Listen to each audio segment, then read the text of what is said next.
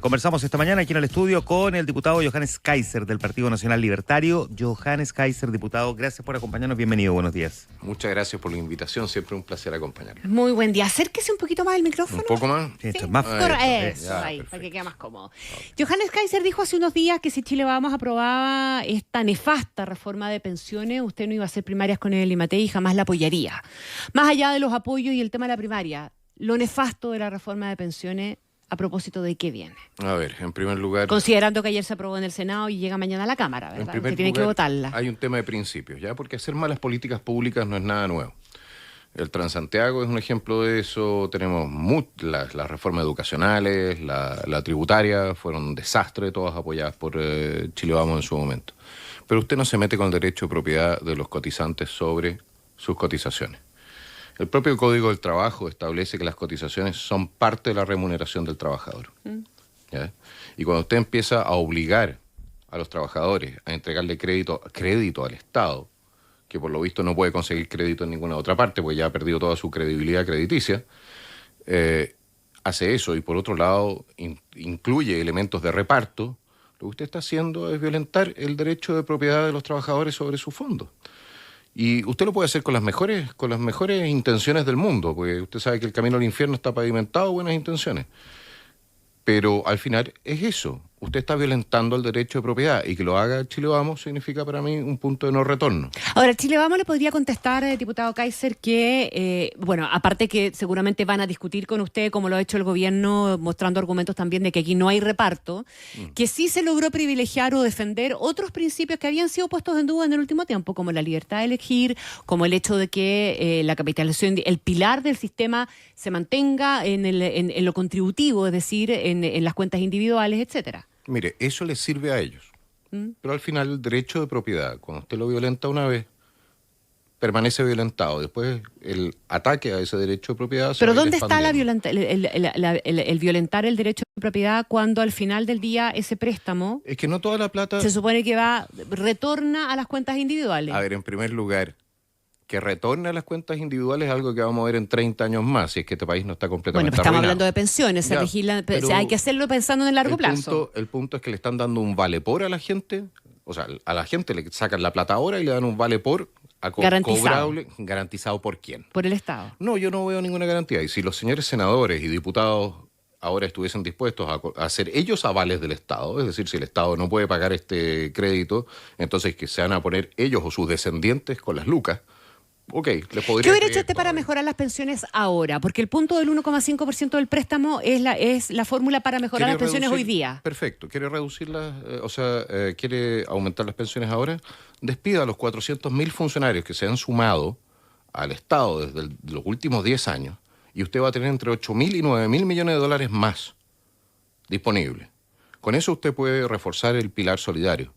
Pero usted no puede llegar y obligar a los trabajadores a financiarse no solamente su pensión, sino que financiar ahora a los pensionados actuales, y eso sobre la base de un crédito que está tomando el Estado, que va a tener que pagar el propio trabajador a través de sus impuestos. Es un abuso. ¿Y qué hace con los 400.000 personas en la calle cesante? Bueno, pero a ver, momento. Yo no necesito, si el Estado se va a transformar en una bolsa de empleo para impedir que haya cesantes, y tengo que pagar eso a través de impuestos. No, es que a mí no me sirven empleados públicos que estén, entonces, que sean solamente carga fiscal.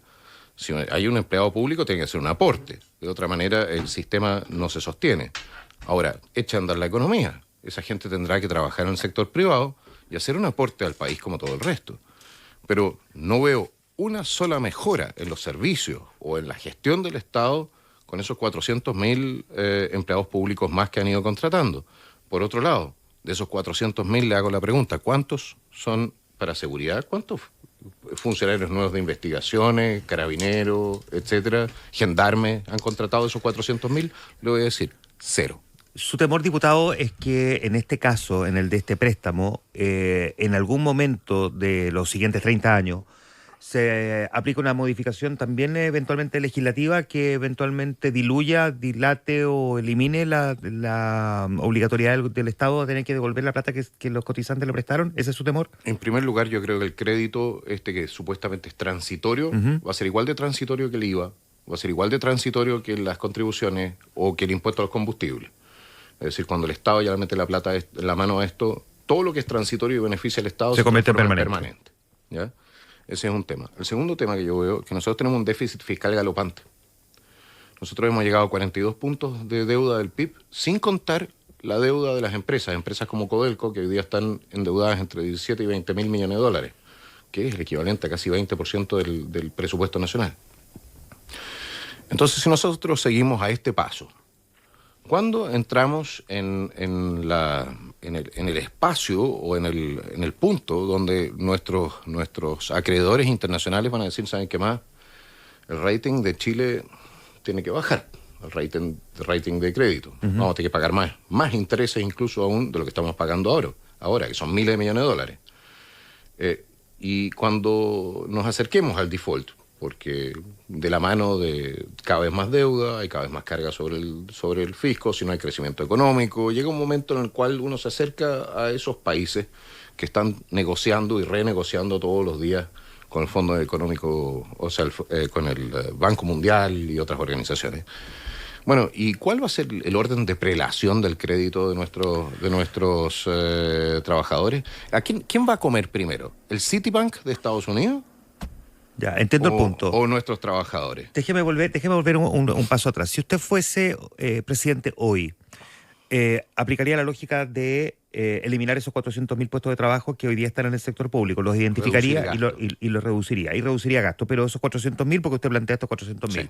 Pero tendría de golpe, como bien plantea Connie, 400.000 personas que pasarían a engrosar la tasa de desempleo. La tasa de desempleo también es uno de los componentes que miran los organismos internacionales. Un país con una gran cantidad de desempleados de golpe que pueden elevarle a 2 dígitos y de forma bien relevante eso. ¿Cómo lo enfrenta? Porque el crecimiento es una cuestión que se consigue en el largo plazo, no en el corto plazo. No lo veo así. Yo veo, por ejemplo, lo que acaba de hacer Milei en Argentina. Efectivamente, él pasó durante el primer año un periodo de recesión, pero los próximos 2-3 años tienen proyectado un crecimiento del 5,5%. O sea, se están generando empleos en este momento en Argentina de manera masiva. El tema es que usted tiene que permitir que se generen esos empleos. No nos equivoquemos, en este momento tenemos solamente en el tema ambiental, en la burocracia ambiental, tenemos 9.000 millones de dólares de inversiones paralizados. Dominga iban a ser 10.000 empleos directos, ¿no? Tenemos todos estos proyectos que están paralizados o por el tema indígena, por los plebiscitos que tienen que hacerse, las consultas indígenas, por no bienes nacionales, el Consejo Monumento, ¿ya? Y el resto de la burocracia. Si nosotros hemos hecho muy difícil trabajar en Chile, hemos hecho muy difícil a los emprendedores poder sacar adelante proyectos. Y hemos sobrecargado también tributariamente a nuestra nación a tal punto que, bueno, las inversiones que llegan son inversiones especialmente o fundamentalmente al tema extractivista y del resto de la economía. Ahora, esto es un problema, esto que describe, que es un problema bien palpable. Tiene, sin embargo, una institucionalidad que no es llegar y eliminar. Me refiero a la que establece esta gran cantidad de permisología que puede dilatar 10, 15, incluso 20 años el poder concretar un determinado proyecto. ¿Cómo lo haría en la práctica, entonces? Bueno, en primer lugar, ¿por qué no hacer que los funcionarios del Estado empiecen a trabajar? Si aquí la desidia también en los servicios públicos muchas veces es espantosa. Tenemos muy buenos empleados públicos. Ya, es que yo le quería pedir una precisión ahí porque está generalizando mucho. Pero le voy a decir, pero lo que pasa es que cuando usted suma 400.000 personas que entraron por razones políticas, 80.000 de las cuales Pero si usted fuera presidente también llevaría personas por razones políticas, ¿o no? Pero le puedo asegurar que no a los cargos técnicos. ¿De acuerdo? Pero cuando usted tiene 80.000, y eso es un dato de la causa, 80.000 personas sin las calificaciones necesarias que instalaron dentro de la administración, durante las últimas administraciones, con sueldos millonarios, y que entonces a través de esos cargos tienen influencia en el funcionamiento de sus servicios. ¿Ya? No se sorprenda si los servicios no funcionan bien. 80.000. Y la verdad es que Chile no se merece tener una administración pública que tiene que estar cargando con gente que no sabe hacer su trabajo, no puede hacer su trabajo o no quiere hacer su trabajo. Hay otro problema también ahí que no es menor, que es el tema del estatuto administrativo sumado al código laboral hoy en día, porque los funcionarios públicos antes estaban solamente sometidos al estatuto administrativo y por lo tanto uno los podía procesar a través de la Contraloría en el caso de que no hicieran su trabajo.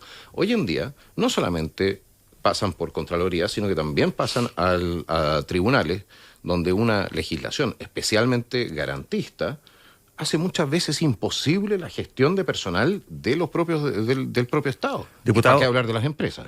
Para avanzar en otros temas, solamente para cerrar lo que al principio planteaba Connie, si es que Chile vamos a dar los votos y se aprueba en la Cámara de Diputados la reforma del sistema de pensiones, ¿usted retira su oferta entonces de participar de una primaria con Evelyn Matei? Sin duda. No hay primaria. No habría. No tiene ninguna razón de ser. ¿Y eso pasa porque usted no estaría bajo ninguna circunstancia dispuesto a apoyarla a ella si ella gana la primaria? Lo que pasa es que ya el tema ha llegado demasiado lejos. Entregaron 2 veces la Constitución, la reforma tributaria, el Transantiago, la reforma educacional. Ahora nos vienen con este cuento. Y cada vez es esta locura por llegar a acuerdos que, bueno, benefician a algunos, sin duda. ¿Ya? Yo no sé qué actores van a entrar ahora a la administración de fondos ahora que eliminaron el encaje.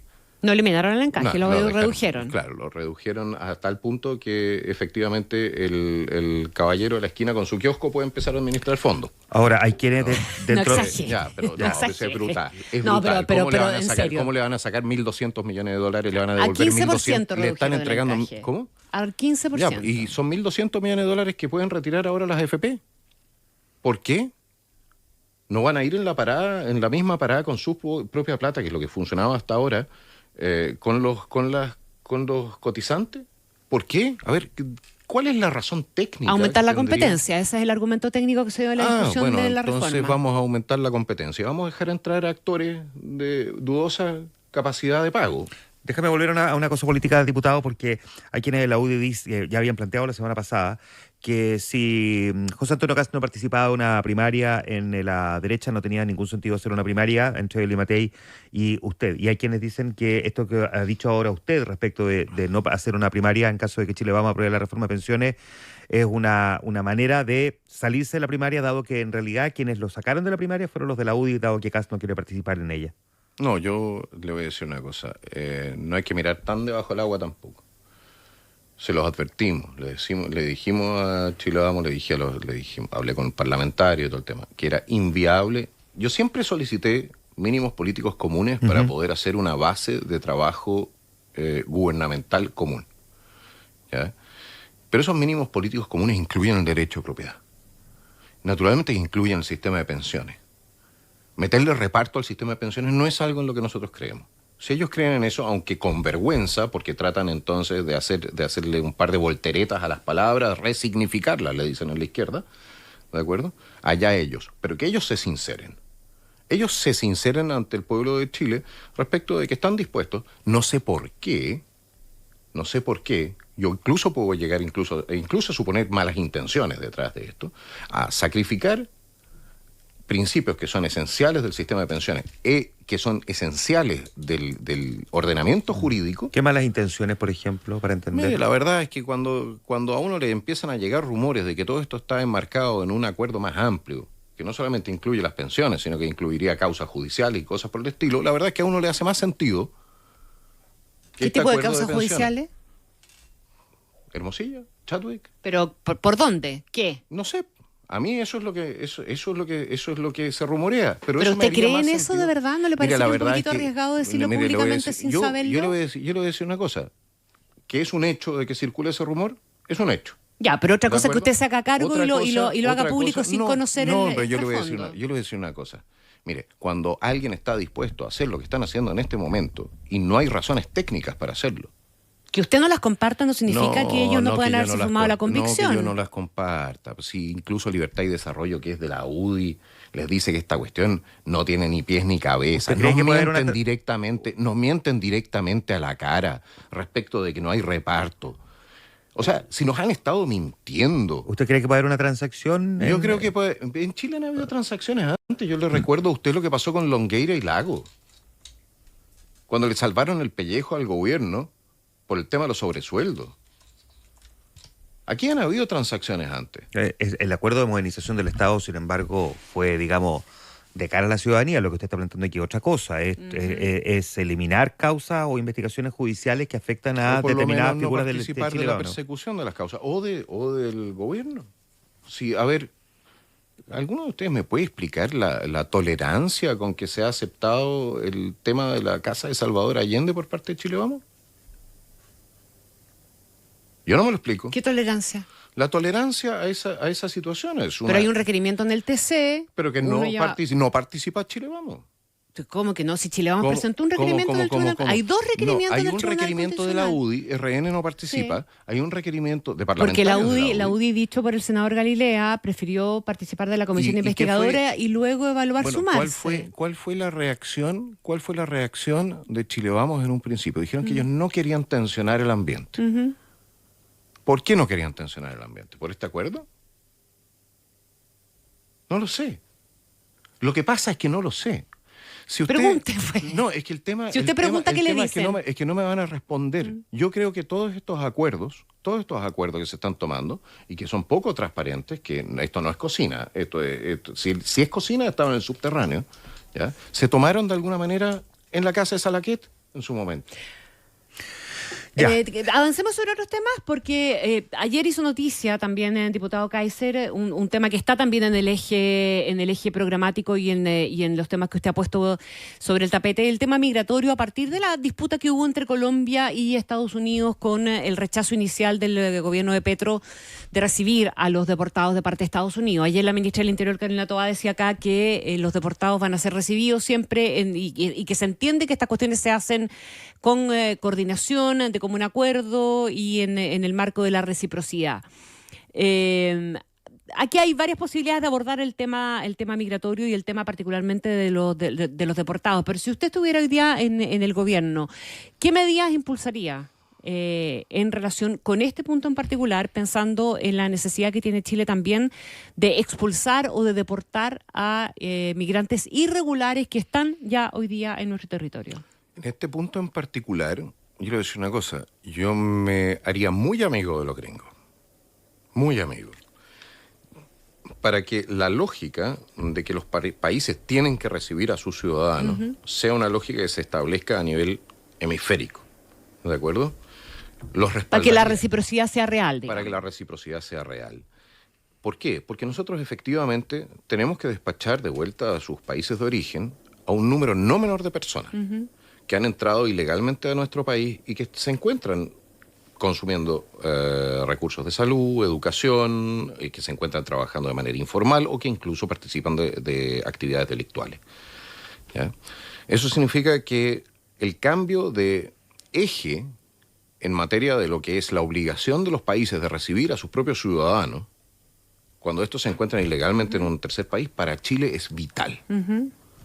Y yo, personalmente, la habría salido a respaldar a Trump en esta lógica particular, de todas maneras. O sea, le hace un cheque a la reacción de la ministra Toá ayer en este tema. Yo creo que en este tema es correcto. En este tema es correcto, sin duda. Y bueno, y creo que nuestro problema, o el problema de Latinoamérica en este momento, es efectivamente el tener un régimen del cual han huido 7, 8 millones de personas, que es el venezolano. Ahora, como Chile, nosotros hemos sobrecumplido con nuestra misión de recibir personas de origen venezolano. Per cápita nosotros tenemos que tener 25 a 28 veces más venezolanos en Chile que lo que tiene Brasil. ¿Ya? Y Brasil tiene otras espaldas desde el punto de vista del tamaño del país, de la economía, etcétera, que lo que tenemos nosotros. Entonces, evidentemente que si continúa esta fuga masiva de ciudadanos venezolanos hacia nuestro país, este país no... Ahora, tenemos un tema porque Venezuela no aplica la reciprocidad con Chile en este caso, ¿verdad? No recibe los deportados ni los expulsados. ¿Qué haría usted entonces con esas personas? Bueno, yo personalmente tomaría, y lo he propuesto en más de una ocasión, las personas que entran ilegalmente a través de terceros países seguros, porque no nos equivoquemos que entre Venezuela y Chile hay 3 países seguros. Claro, no compartimos fronteras con Venezuela, claro. Ok. Yo los colocaría en campamentos de refugiados hasta el momento que pueda despacharlos de vuelta o abandonen voluntariamente el país, hacia un tercer país latinoamericano. Pero no puede existir el premio a permanecer en Chile de manera ilegal. no es mala onda, si lo quieren decir así. No tengo nada contra los venezolanos, por el amor de Dios. Probablemente no lo estén pasando muy bien. Pero la verdad es que tengo 3 millones de personas en listas de espera. Me faltan 700.000 viviendas en Chile. ¿Ya? Tengo la situación de seguridad completamente desbordada. Tenemos en este momento un problema de desempleo también galopante. Tenemos 30 y tantos % de nuestra fuerza laboral en la informalidad, que también es algo que por el tema de pensiones debimos haber visto, ¿no? Entonces, no es que nosotros podamos darnos el lujo de decir, ¿sabes qué más? De darnos el lujo que se dio el gobierno de Piñera en su momento, ¿ya? De decir, no, si nosotros vamos a recibir gente hasta que el país lo aguante. Bueno, el país no lo aguanta más. No tenemos con qué. Diputado Johannes Kaiser, ¿qué es ser nacional libertario? Para quienes te están familiarizando con el nombre de su partido político. A ver, la vertiente nacional es, si usted lo quiere decir, es el nacionalismo político del siglo XVIII, XIX, que es la razón por la cual nosotros nos independizamos. Nosotros creemos que el soberano en materia política es el pueblo de Chile, de hecho lo dice la Constitución, y se articula y toma la última decisión en materia de Estado, que es la soberanía, a través de elecciones y plebiscitos.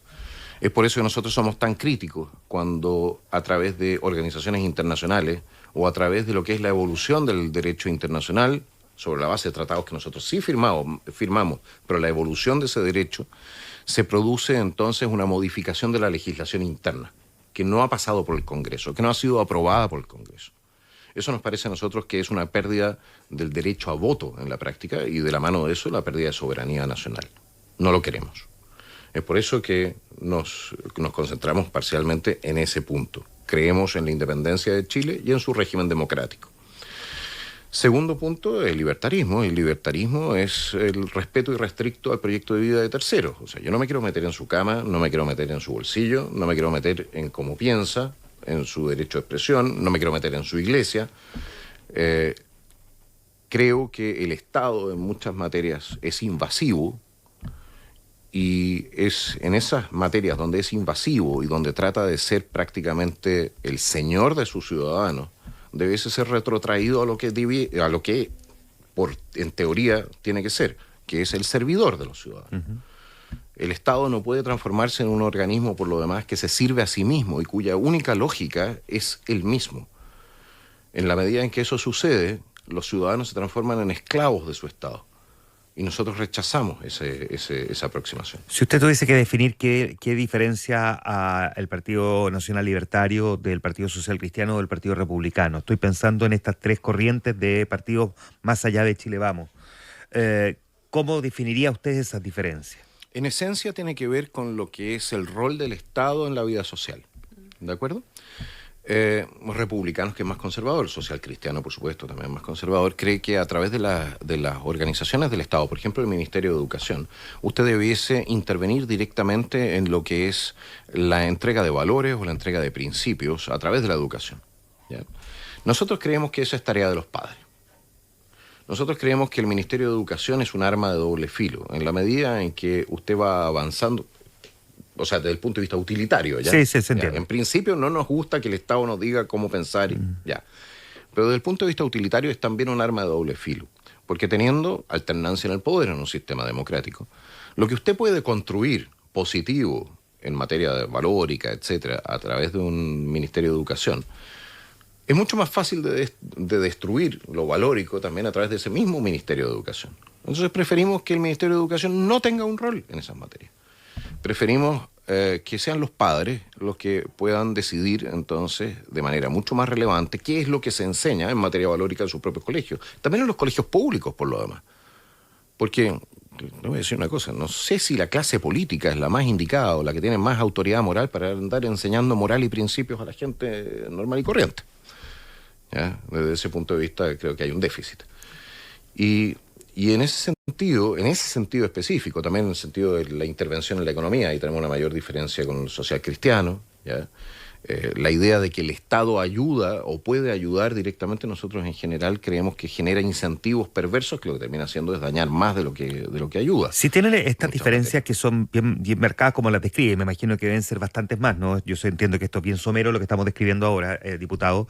¿Por qué le parecía una buena idea participar de una primaria? Porque yo entiendo la lógica de una primaria, quien pierde termina respaldando a quien gana. Sí. Y uno asume que la clásica frase, hay más cosas que nos unen que las que nos separan, pero tiendo a pensar Correcto. que en la definición que usted ha venido marcando, y ya le voy a preguntar, ¿cómo ha conseguido marcarla de forma tan exitosa? ¿Qué cree usted que es lo que lo ha llevado a proyectarse?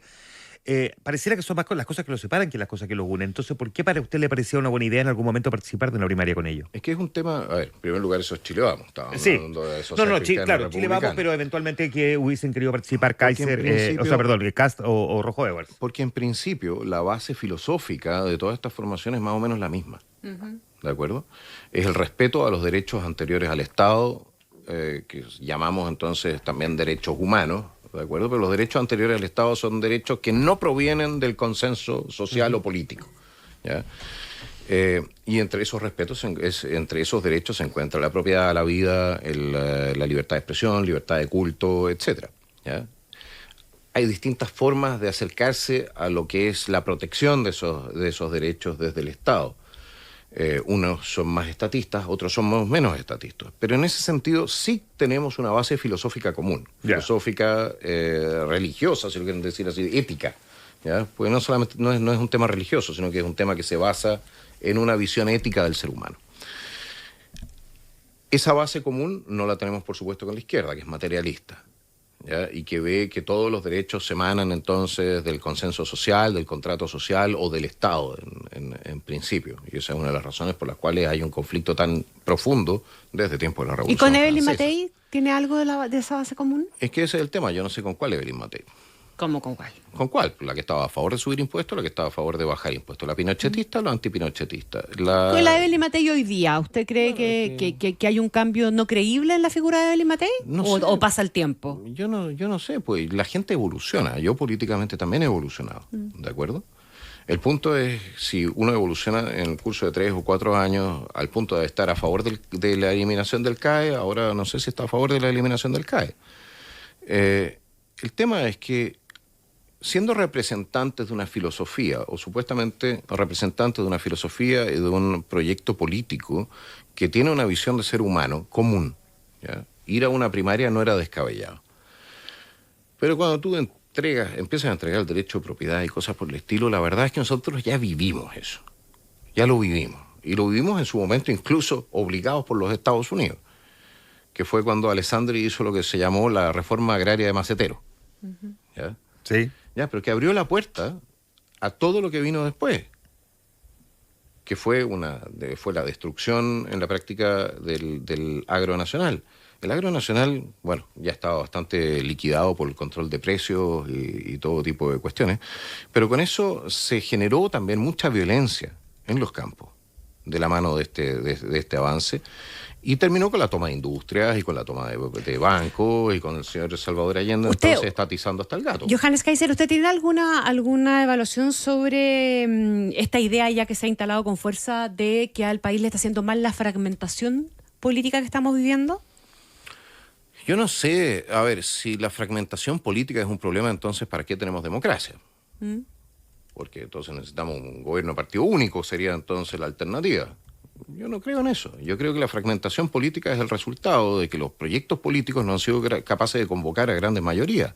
El fracaso de Chile Vamos, de la exconcertación o de la izquierda, de convocar a grandes mayorías detrás de sus banderas o detrás de sus proyectos, no es solamente un fracaso del sistema, es un fracaso de ellos, por no haber podido convocar. ¿Pero no prefiere un sistema político que privilegie las grandes mayorías? ¿Como fue el sistema binominal, por ejemplo? Sí y no. Porque ¿qué es lo que pasaba con el sistema binominal? Efectivamente entregaba más estabilidad, pero al mismo tiempo permitía que se perpetuaran en los cargos de manera permanente personas que en otras circunstancias, con otro sistema, habrían perdido sus cargos, ¿no? hay un tema, existen ventajas y desventajas en este sistema. No sé si nosotros con un sistema uninominal a la inglesa podríamos estar quizá incluso mejor. Ahora, una desventaja que es bastante evidente es la dificultad de darle gobernabilidad a los países, digamos, ¿verdad? O sea, ¿con qué mayoría podría usted gobernar bajo un sistema con este nivel de fragmentación? Chile no es un país parlamentario. Lo que pasa es que nuestros presidentes han sido bastante penquitas en su aplicación de los derechos que les entrega la Constitución.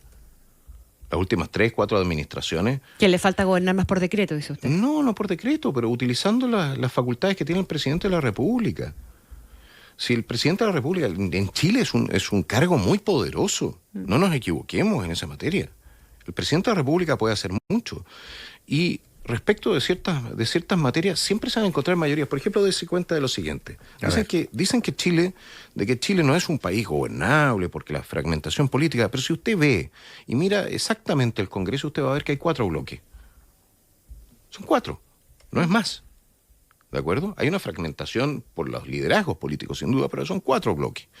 Y esos 4 bloques, usted en general los puede ordenar en tanto ciertas aproximaciones políticas. Por ejemplo, si usted quiere una economía más libre, ¿de acuerdo? Bajar impuestos, etcétera, usted hoy día, por ejemplo, creo que podría lograr incluso votos del PPD. O si quiere un acuerdo de pensiones, puede lograr votos de la UDI. Sí, claro. Por ejemplo. En el tema de pensiones, si quieren estatizar la banca, probablemente también. Ahí está. No, la banca no puede, ahí hay amigote. Ya. Pero sí, mientras sea la plata del pueblo, van a estar dispuestos a entregarla. Eso está claro. Pero el punto en esencia, desde el punto de vista de la teoría política, tú tienes aquí, en seguridad, tienes una supramayoría para hacer lo que quiera el Ejecutivo para ordenar el problema. El tema es que este Ejecutivo no ha querido mucho.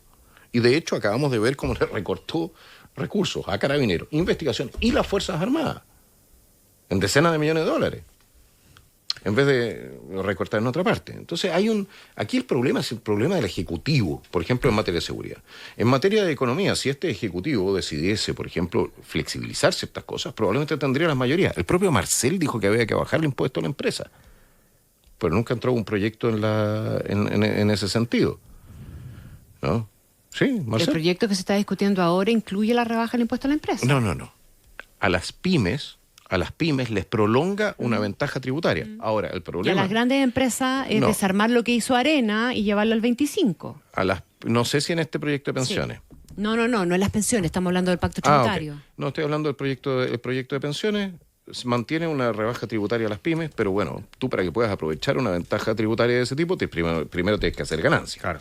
¿Ya? Y las pymes con un aumento del 85% de los costos de cotizaciones, hay más de una que no va a poder hacer ganancias y no va a poder aprovechar eso.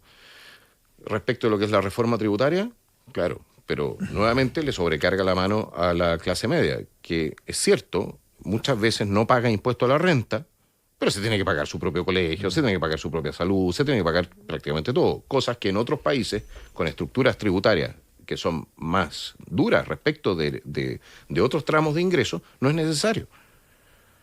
¿Ya? Diputado, antes que se me vaya el tiempo, yo decía hace un rato cuando describía cómo usted ha construido este movimiento, que ha logrado hacerlo de una forma bien exitosa, ha logrado instalarse en las encuestas, aparece bien aspectado, ha logrado superar incluso a figuras como el propio José Antonio Kast. ¿Cómo cree usted que lo consiguió y qué cree que la gente está viendo en usted algo que a lo mejor hace algunos meses no detectaba? ¿Cómo lo consiguió y qué cree que la gente está viendo en usted?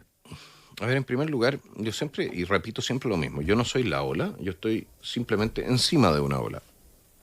Aquí existe una demanda por lo que nosotros estamos proponiendo. Si no existiese, no la podríamos crear. Uh-huh. ¿Ya? Entonces, existe una demanda por el control del tema migratorio, por el tema seguridad, por el tema económico. ¿Ya? Y la oferta que nosotros estamos haciendo está resonando también por el tema cultural. No nos equivoquemos, porque el avance del gobierno y no solamente de este gobierno, gobiernos anteriores en materias culturales, en el sentido progresista, ha generado mucho ruido en mucha gente en este país. Entonces nosotros no es que hayamos identificado el problema. Nosotros venimos denunciando una serie de problemas hace mucho tiempo y proponiendo soluciones alternativas o salidas a esta situación. Y bueno, y se está premiando eso y se está premiando la consecuencia en la defensa de esos principios. Yo creo que eso esa sería una explicación más razonable que la idea de algunos actores que pretenden entonces transformar esto en un tema del discurso de qué cosa.